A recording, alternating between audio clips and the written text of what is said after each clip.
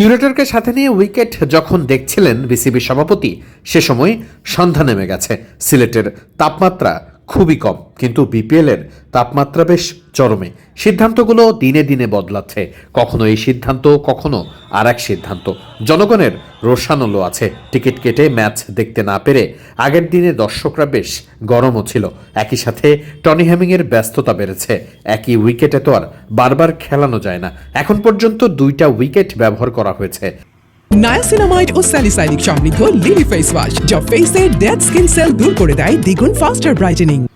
বাড়তি খেলার জন্য এখন বাড়তি উইকেটের প্রয়োজন হচ্ছে, কিন্তু উইকেট প্রস্তুতিতে সূর্যের আলো ঠিকমতো পাওয়া যাচ্ছে না। প্রচণ্ড শীত আর সূর্যের ঠিকমতো দেখা না পাওয়ায় উইকেট প্রস্তুতিতে বেশ নাভিশ্বাস ওঠার দায়। বাকি যে উইকেটগুলো আছে সেগুলোকে যে কোনোভাবেই হোক প্রস্তুত করতেই হবে। ঠিক সে কারণেই বিসিবি সভাপতির এত চিন্তা। সন্ধ্যাবেলায় সবাই যখন স্টেডিয়াম ছেড়েছে, তখনও বিসিবি সভাপতি সেখানে উপস্থিত। এভাবেই নিজেই উইকেটগুলো পর্যবেক্ষণ করে দেখছিলেন।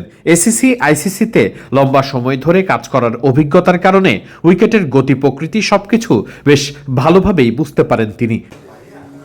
সিলেটের মূল মাঠে যতগুলো উইকেট আছে, সেই উইকেটগুলো সবকিছুই পর্যবেক্ষণ করছিলেন কিউরেটরকে সাথে নিয়েই। বিপিএল এর মান বিদেশি ক্রিকেটারদের কাছে ঠিকঠাক রাখতে তাই জরুরিভাবেই সবকিছুই সমাধান করতে হচ্ছে বাংলাদেশ ক্রিকেট বোর্ড কর্তাদের। গ্রাউন্ডস কর্মীদের সঙ্গেও বেশ সময় নিয়েই গল্প করতে দেখা গেছে। তাদেরই তো সব থেকে বেশি খাটুনি করতে হবে, তাই তাদেরকে একটুখানি আত্মবিশ্বাস তো দেওয়াই যায়। বিসিবি সভাপতি সম্ভবত সেই কাজটাই করেছেন। তবে একই উইকেটে বারবার খেলানোই ভালো। উইকেট পাওয়া নিয়ে শঙ্কা আছে বিশ্বকাপ প্রস্তুতিও।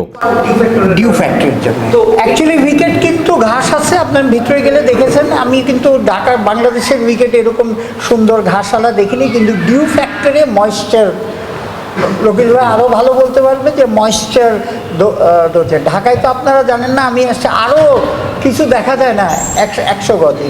সো এইটা ছিলই। এখন কথাটা হচ্ছে কি, দেখেন সব কিছু তো সলভ করা যায় না একসঙ্গে। এখন আমাদের মেন টার্গেট হচ্ছে, yes it's a very very good question, আমিও এগ্রি করি বাংলাদেশ টিমের জন্য ভালো ছিল, কিন্তু এটা তো ওয়েদারের সাথে আমাদের কানেকশন না, আর কারেন্ট সিচুয়েশনের জন্য আমাদের কোনো ইয়ে নেই, আমাদের সব কিছু ম্যানেজ করে চলতে হয়। সো এখন জিনিসটা হচ্ছে যে ডেফিনেটলি এটা চিটাগাংয়ে হলে ভালো হতো। এত প্লাসিক উইকেট, 3 রকম উইকেটে খেলে, এই জন্যেই কিন্তু বিপিএল করার 2টো কারণ কিন্তু আপনারা জানেন। একটা হচ্ছে যে আমাদের প্লেয়াররা যাতে কিছু সম্মানই পায় তাদের আর্নিংয়ের ব্যাপারে, দ্বিতীয়টা হচ্ছে বাংলাদেশ টিমের একটা টুর্নামেন্ট খেলে ইনফর্ম ব্যাটসম্যানরা, বোলাররা যদি যেত, আমাদের টিমের পারফরমেন্স বেটার হতো, এই 2টো জিনিসের। সো এইখানে এখন যেটা আমরাও দুঃখিত, চিটাগংয়ে খেলা হচ্ছে না সবার জন্যেই, কিন্তু এটা অ্যাকসেপ্ট করে নিতে হচ্ছে, এটার কিছু ওয়ে নাই।